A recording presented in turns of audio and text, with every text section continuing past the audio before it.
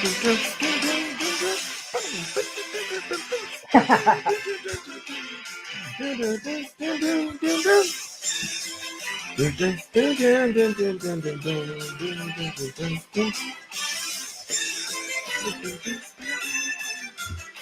up? What I up, my missed that. I guys? missed that opening. Yeah, I know, bro. I know, man. Them were the days right there, man. Matter of fact, those were the days.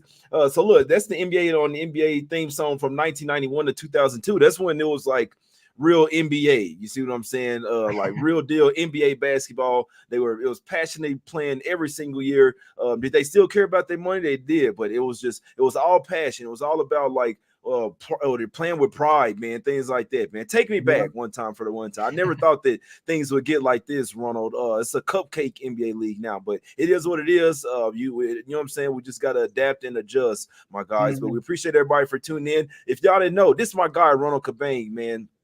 Make sure y'all check him out. He's building this website with a nice system as well. He has a lot of stuff going over there. Y'all go check him out on Twitter at UCapper Sports. What's up with you, Ronald? You can let people know about what you're building, or just tell people how you've been. The floor is yours, my guy. Yeah, things have been going really well. I just changed my name down there to my Twitter tag, but MLB has been really great. You know, we built a model last season, and it's translating well through this season.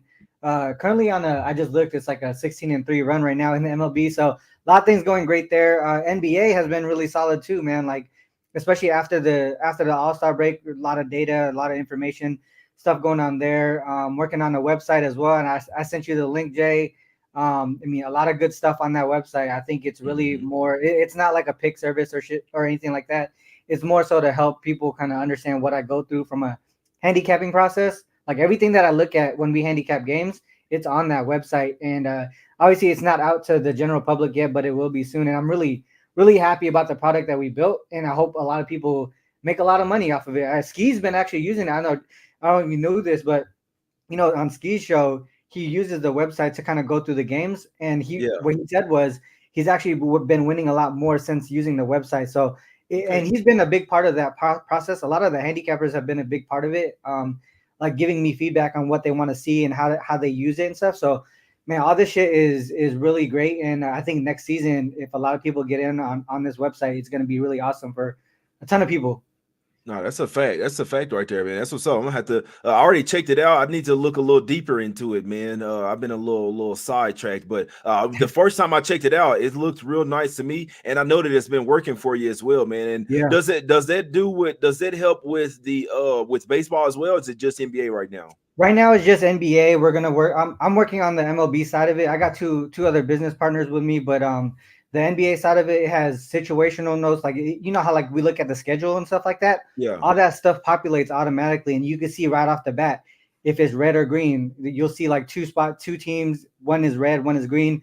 One is obviously better than the other. So you can see situational spots. You'll see trends throughout the season, first half, full game on different situations like home road splits, and then you have like stats and shit like comparison stats, so you can see offense versus defense from every perspective, in the paint, from the three, mid range, offensive rebounds allow, four factors and all that shit. So all that stuff is there. Everything you need to handicap a game properly and efficiently, it's all in one spot. You don't have to go to like 10 different sites to get everything.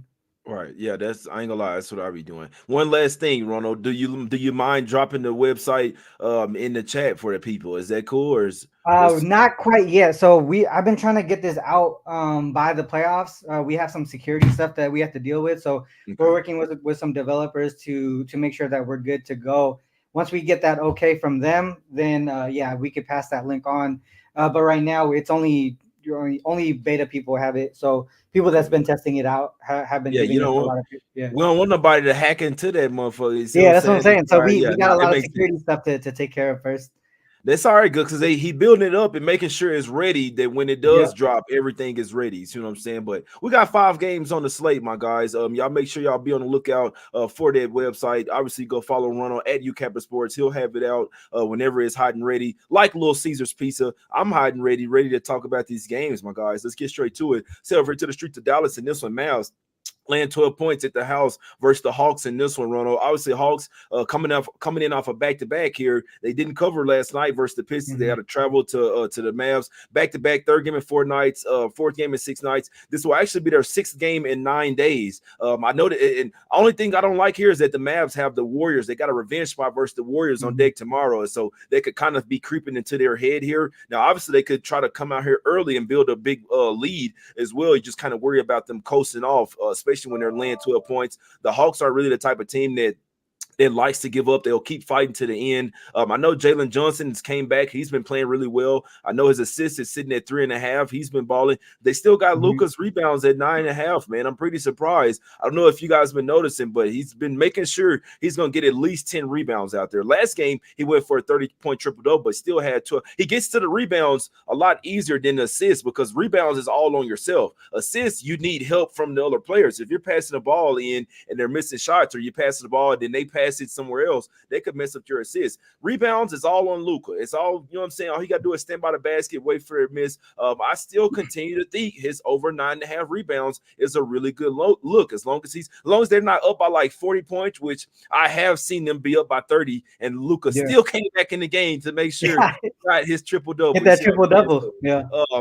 I still think Luka over's 9.5 rebounds is a really great look. Until they start taking up to 10.5, 11.5, as long as it's at 9.5 where he just has to get 10, I think I'm going to continue to take that, man. So even though they say the MVP is already locked up and Jokic is going to get it 3 of the last 4 years, I still think Luka just like wants to continue to average this 30-point triple-double here, Ronald. What do you think about this game, my brother, from a side or total perspective?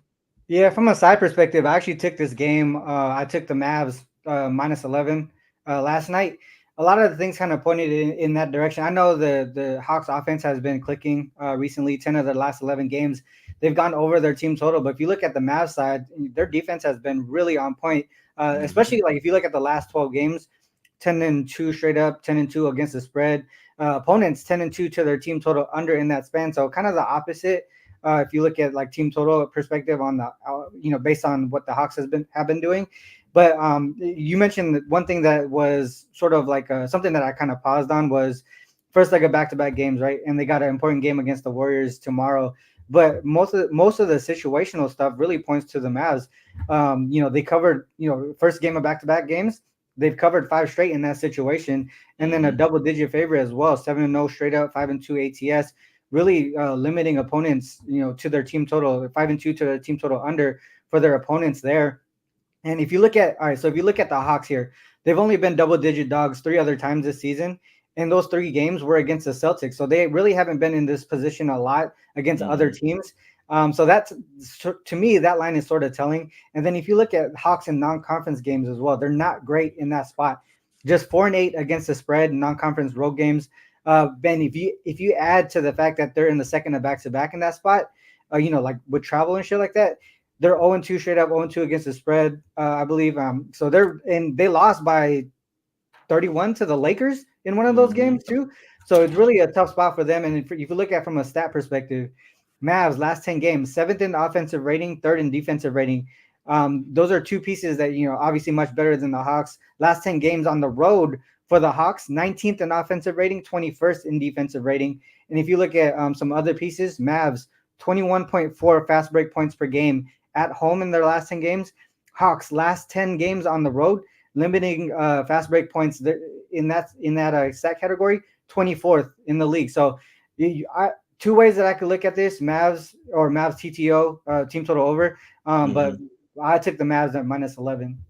I like, let me check out what that team total over is real quick, because that makes a lot of sense as well. It's sitting at 119.5, some places 120.5 at other places. Could be a really good look here, man, because like I say, the Hawks, with this being their 6th game in 9 days, they could really run out of gas here towards the tail end of this game as well, man. So Mavs have been playing some really great basketball. They're coming off a loss as well. Would like to at least have Lively in there, to be honest with you. Like, if I'm going to lay double digits with the Mavs, I'd like to have Lively in there. I really like their tandem with them having Gafford starting and then Lively coming off the bench. It's been really great for him. Maxi Kleber is not a bad guy, but he's no Derek Lively. He's not he can't shoot threes. He's a lot better than that, but he's not really that rim protector, and he's not the lob threat as well, but he can stretch the floor and shoot some threes, which that would probably be good for the Mavs team total over. I do lean the Mavs here.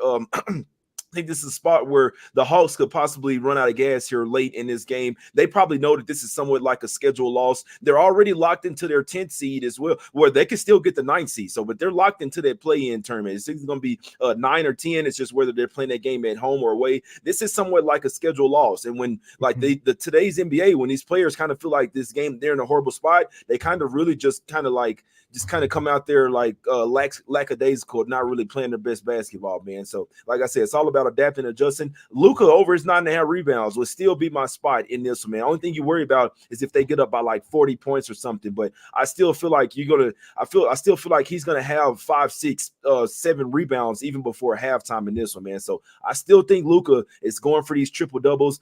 They say that Jokic has got it, but it's still not totally over yet. I think if he may be still outside chance, but they're saying that the voters have basically already made up their decision and Jokic is going to get it. But Luka over his 9.5 rebounds is a really great look here once again. And I still lean to the Mavs and Mavs team total over with my guy Ronald as well. Ronald, you ready to get to the next game or what? Yeah, we can get to the next one. Let's go over to the streets of Miami in this one, man. Heat laying 2 points at the house. It's 2.5 some places. It looks like Maxi's going to come back in this one. Maxi. Mm-hmm. Embiid's playing. Tobias Harris went through shoot around as well. He popped up on the injury report with like right knee hyperextension or something like that. I didn't see that shit, but whatever, man. Sometimes they really just be throwing motherfuckers on the injury report. Now it is a little frustrating when they just be people not even injured, bro. And it's like, oh, we're gonna list some questionable. I understand it's gamesmanship, but I really think that they do that just to. I think it's unfair. I think more than trying to throw the other team off, I think they do it to miss the bettors off, like with props and all that other shit. They know that like it's a wide range of people that bet these days, man. And some of this shit, I really do feel like it's just to try to get the money on, you know what I'm saying, there are certain sides or whatever, man. But Heat are laying 2 here, Ronald. We don't know who's going to play. Looks like Maxi, Embiid, and Tobias Harris are going to play here. Jimmy Butler didn't go through shoot around, but he is listed as probable still for this game, going through with something personal in this one, man. Total sitting at 209. Ronald, what do you think about this game, my guy?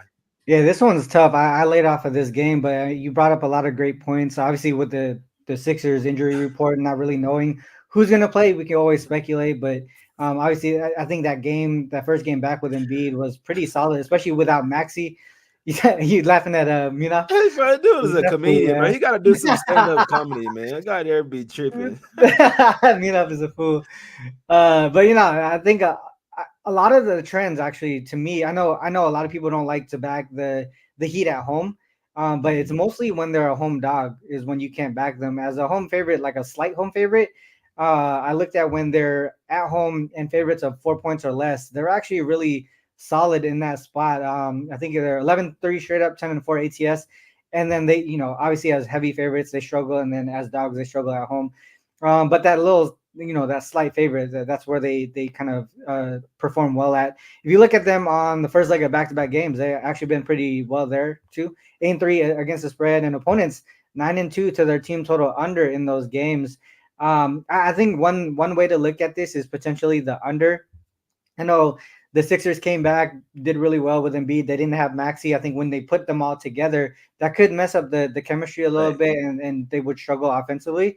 So to me, if I was to do anything in this one, I would probably look towards the under, or maybe a Sixers team total under, but stay away from the spread.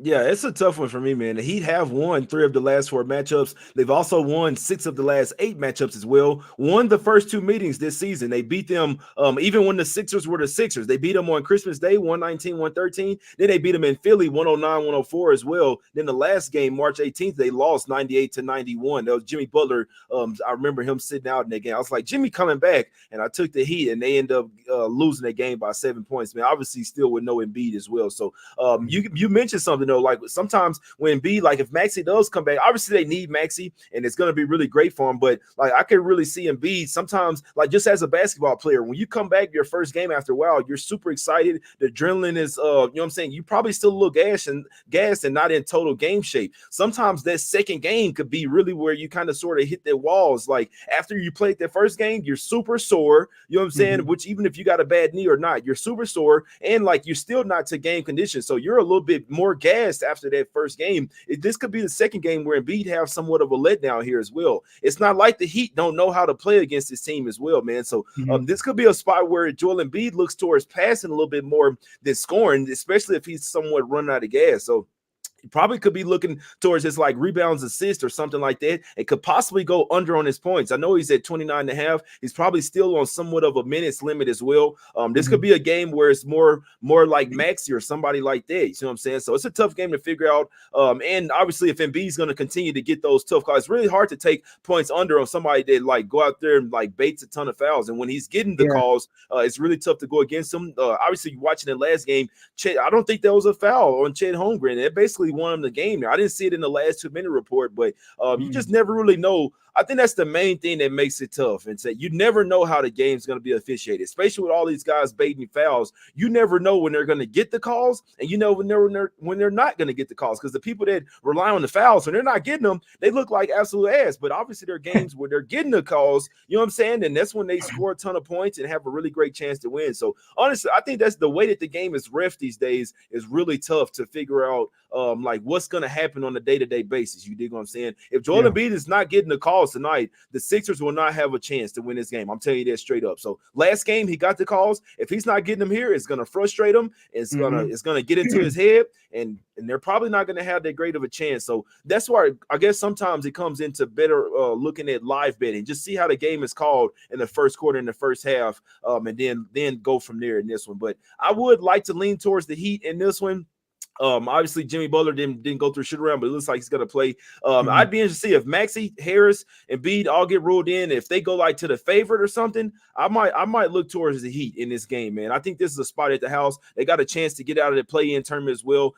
They're only 2 games back of the Knicks as well. They've won 3 straight games. They're only 2 games back of the Knicks for like the 4th or for the 5th seed. It's crazy. The 5th and from 5th to 7th, there's only a 2-game difference right there, man. Anything can happen. So this is all on how high the like the movie, how high the Heat want to jump up in this one, man. But I'd actually lean towards the Heat in this game, to be perfectly honest with you, Ronald.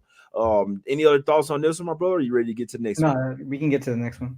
Let's go over here to the streets of New York in this one, man. New York City, Knicks laying 3.5 points at the house versus the Kings in this one. Man, I looked at this game. I do like the Knicks in this spot. Obviously, you need Josh Hart. I need him more than Mitchell Robinson, to be honest with you. Now, these guys have been going all over the place. I always tell people, like, when you're capping something, you don't want to just look at one side, or it's like, okay, I like this game, let me just look at it this one side. You have to look at things from all sides. You see what I'm saying? And the Knicks have done some traveling here lately, man. I'm not gonna lie to you. It's not that same spot when we faded the Kings, because they had some back-to-back spots. It was 5th game in 7 nights. They had flew like over 6,000 miles in a span of 5 or 6 days. Now this is over a span of 9 days, but the Knicks still went from home. They went from Toronto to San Antonio, then back home versus OKC, then to Miami, and then they went back home to New York. Obviously that's like 5,100 miles there, but it was like over a span of 8 or 9 days, but it's still a ton of travel there. You see what I'm saying? And obviously these guys have been playing a ton of minutes as well, but I still lean the Knicks here. I actually have my pants like rolled up like right below the calves right now, Ronald. See what I'm saying? I got some they're not Knickerbockers, but I'm taking them, I'm making them Knickerbockers here. I think the Knicks get this win here, and the Kings are also traveling cross country as well. I think that the Knicks, coming off 3 straight losses, probably coming out with a very spirited effort in this one, Ronald. Kind of back and forth from leaning the first half and full game. What do you think about this game? What do your numbers say, my guy? Yeah, no. So I agree with you. I think the Knicks might be the side, but I think one way that I was looking at it was the under. If you look at it, so you mentioned, I think both of these teams are on the first leg of back-to-back games, right? The other piece of the Kings here, first game off of a 4-game road trip. After 5 straight home games. I mean, they're not used to going around and traveling and all that stuff, but they are going across country from Sacramento to New York. But then the other piece is, who do they have next on deck? They got Boston. They got Boston on deck. I mean, obviously that could be another game that they potentially could look ahead to. If you look at some of the trend pieces, the Kings, they've been really strong to the under for I want to say like almost a month, or maybe even longer than a month. 11 of their last 13 games have stayed under, and one of the games that went over, they only went over because of OT. Knicks, sort of the opposite. If you look at recent games, right, they're sort of the opposite. They've gone over in 7 of their last 8 games, But if you look at playoff implications, Knicks want to get home court advantage, right? They're in fifth right now. They get if they win, they get closer to that fourth spot. Actually, they may actually even take over the fourth spot if they win. And then if you look at the Kings side, they're fighting to get out of the play-ins, right? They want that secure spot, the secure sixth spot. So to me, one way that I looked at it is this is going to be a playoff atmosphere type game. And another thing is, the Kings are going to have to manage pace and minutes because this is a long road trip and they got the Celtics on deck tomorrow. So slower pace, defensive minded, game, playoff atmosphere type game. A lot of things really pointed to the under. And if you look at some more trends, right? If you look at, I think it's the Kings. The Kings on the road in general, they've been an under team, 22, 13, and 2 to the under. If you look at the Kings at home, 26 and 12 to the under. These are really profitable trends to the under on both sides. And then some of the stats and all that stuff and point towards the under as well. So that would be the way that I look at this. I would also lean towards the Knicks as well. I think they have a chance to win this game outright, actually.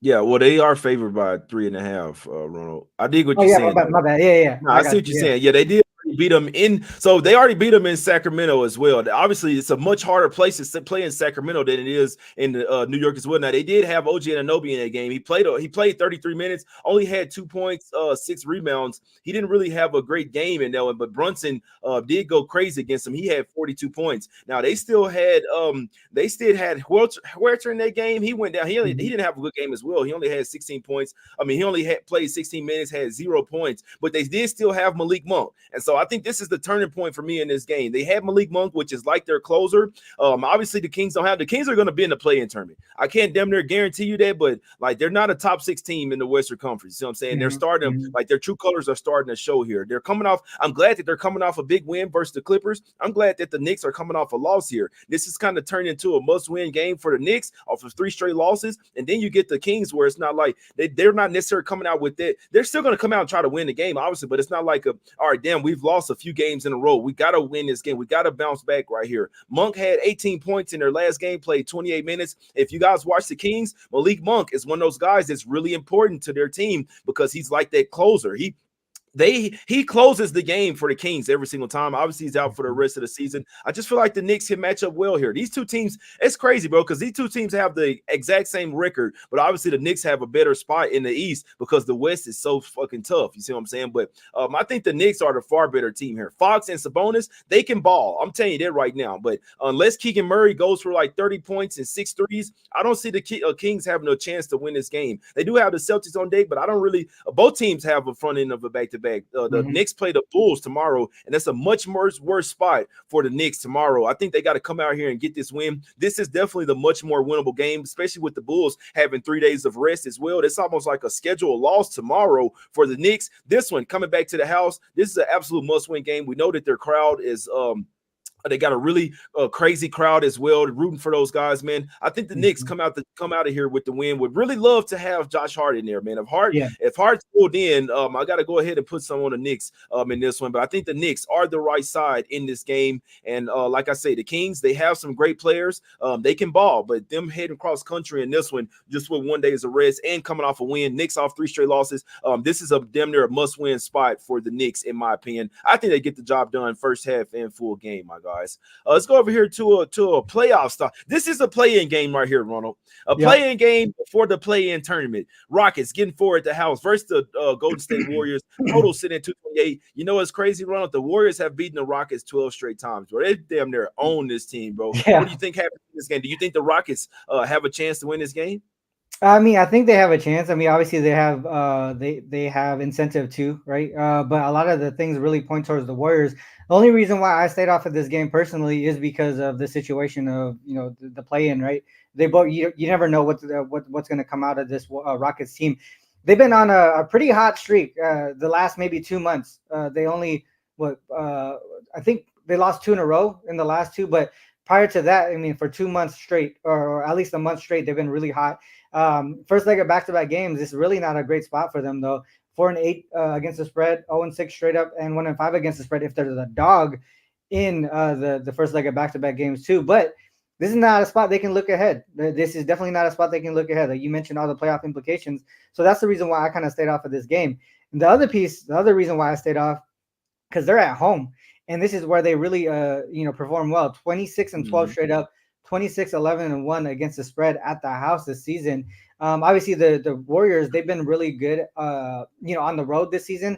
Definitely opposite of what they were last season, but I guess everything's really going against each other here. Trends really pointing towards the Warriors side, but recent form, they look a lot more even than what people probably expect. I think this is going to be a really tight game, really close to where the spread is going to be. So to me, ultimately, it was a pass.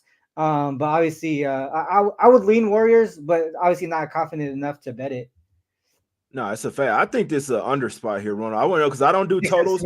I don't have like numbers and shit to back this up. This is total feel. Both of these teams are really great defensively. You look at the Warriors, man. They're allowing under 100 points in this 5-game win streak, man. Like, look at this shit, man. So first off, in the past few matchups as well, the last game went over, and these two teams matched up earlier this year. November 20th, it did go over 121-116. That was in Golden State, though. The game in Houston this year was 106-95. You see what I'm saying? The Rockets play a lot better defense at the house. 4 of their last 5 meetings have went under the total. 6 of their last 8 meetings have went under the total as well. 7 of their last 10 meetings have went under the total. You look at the Warriors, look at their last 5 games giving up. First off, you only gave up 100 versus the Mavs. We know their offense is electric right now with Luka and with Kyrie over there as well, and PJ Washington. See what I'm saying? They've been balling. They held them to 100.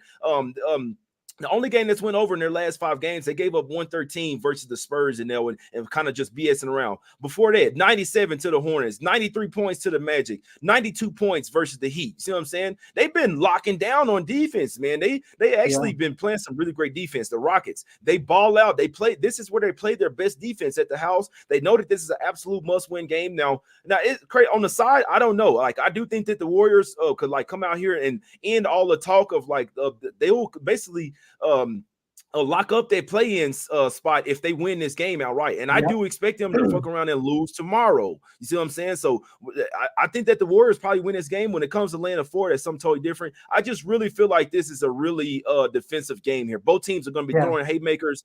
You got Dylan Brooks on one side, Jabari Smith Jr., and you got Draymond on the other side, Wiggins. These guys have been playing some really great defensive lately. They're starting to get in playoff mode. I feel like this is an under spot, Ronald. I don't think this game gets past 220. What do you think about the under here? All right, so these are, now that you bring it up, I'm actually using the site, but first half unders. First half under in this game might be the look, and you're probably talking me into it. But if you look at trend from a trend perspective, first half unders, right? Rockets 53-22 to the under this season in general, right? In general, on the season in the first half to the under. But if you're going for them as a dog, 35-12 to the under, that's 75% pretty much to the under this season as a dog. And then if you look at the Warriors side on the road, 25-11 to the under, that's like 70% to the under. So a lot of the first half under trends are there. I think that might be the way to go, because one thing with the Rockets off of a loss, even though they're trending to the under in the first half, they're actually 20-16 to the over following a loss. So they kind of push the pace in the second half, or just get a little bit more efficient in the second half. Same thing with the Warriors in the second half. So if you're looking at them as a favorite this season, in the first half, 30-15 to the under, but 24-21 to the under. So they get a little bit quicker, or score more points in the second half in that situation as well. So maybe if you're gonna take an under, maybe look at that first half under. That could be a good look right there. It sounds good. I mean, the way you laid it out, it sounds really nice, to be perfectly honest with you. I just know that defense, I just know that the intensity is going to be at a high in this game. Obviously, because some guys go crazy in this one. Fred VanVleet, Jalen Green, Steph Curry, Klay Thompson. Somebody could get high in this one and go crazy from 3. I just feel like this is going to be this game is all about adjustments. It's going to be a playoff style type of game. I just know that these teams, it's going to be a really high intensity game. And usually when that happens, every possession matters. This could be a first half and full game under in this this one. I think this is an under spot right here, my guys. Last game up. Let's go over here to the streets of LA in this one, man. I do need a haircut, but I don't know if I could trust the Clippers in this guy. I need a haircut bad, man. I hadn't had a haircut in about 3.5 weeks, my guys. But I'm also not trying to impress anybody. That's why I just really don't give a damn. But I definitely need to get a haircut here pretty soon. Don't know if it's gonna be today. Well, I might get a haircut today, but that don't mean I'm taking the Clippers. Nuggets are just a much better team, man. The Clippers, they be playing like they're old out there. They don't have Kawhi. You're probably gonna have Jamal Murray come back in this game as well. Nuggets going for the number 1 seed. The Clippers don't have anybody that can fuck with Jokic, man. I can't get there with the Clippers today, man. I'd like to be contrarian and take them, but that shit never works out. This is actually like a Nugget spot here, Ronald. What do you think about this game? Should we take the spicy Nuggets in this game? I took the Nuggets. So I took the Nuggets last night at the 3.5. If you look at, I know they had 5 straight home games, and they've been pretty inconsistent to me, which is surprising because obviously at home that they're such a great team at home. But like you said, this is not a Clippers spot. First leg of back-to-back games. First game home off a 4-game road trip. I know they're coming from SAC, but if you look at the 3 games before, they went to Philly, Orlando, then Charlotte. That's a lot of travel over at the East Coast, right? And, the Clippers at home, they've actually been struggling the last couple months. If you look at their last 12 games at home, and this is since February, 3-9 straight up, 2-10 against the spread. And this is at home for the Clippers. They also struggle in the dog roll, 3-12 straight up, 4-11 against the spread as dogs this season. And then obviously they're not home dogs often, but when they are, they're 0-2 straight up, 0-2 against the spread as home dogs. They lost to the Celtics by 37, and then they lost to a Bucks team by 7 at the house. So a lot of those trends kind of look, obviously point towards the Nuggets. The situational spot is definitely not on the Clipper side. If you look at last 10 games, the Nuggets have been better on both sides of the ball, especially defensively. I think the Clippers, 27th in the league in defensive rating the last game. And then if you look at other pieces that really point towards the Nuggets, the Clippers struggle to keep teams off of the offensive boards. And you already know what in the Nuggets, that second chance point is way, a lot of points and in the paint. And if you look at last 10 games again, from a 3-point perspective, Clippers 28th in the corner 3, 29th in defending above the break 3. And even though the Nuggets, they don't attempt a lot in those spots, they're really efficient. I actually have them as number 1 in efficiency above the break, above the break 3. So this could be a spot where they do take advantage of it from a whole bunch of different sections, of the court. So to me, a lot of things, there was enough for me to take the Nuggets last night without even having to wait for the injury report or whatever. So at the 3.5, I took it. That's what I ended up playing. Yeah, and obviously if Murray comes in, if he does play, this is going to go up to at least -5 as well. So you definitely could have got some really great closing line value with this one. Like I said, I'm not gonna lie, I can't trust the Clippers right now, man. You said it. This motherfuckers have lost their last 5 home games. Like, what are we doing here, bro? Like, how are you losing these type of games and not really taking them serious? Do y'all not give a damn about your fans? They lost to Philly, it's 9-point favorites. Lost the next night versus the Pacers at 6-point favorites. Lost versus the Hawks, got smoked versus the Hawks. It's 9.5-point favorites. They lost 110-93. You need to put up 100 points, man. This team the fuck out my face, man. Now when we say this, they'll go out there and have a good outing. But I can't trust. If it was going up against anybody else, I'd probably back them here. But going up against the Nuggets got too much for him. Jokic, and it feels like Aaron Gordon is. If they can't guard Jokic, then you definitely can't guard Jokic and Gordon both on the floor. Clippers just don't have enough size. You know what I'm saying? Unless they went to like a 2 big lineup, started Zubac and Tice or something, and Plumlee or something. So with Gordon and Gordon, it seems like Gordon could have a huge game in this one, man.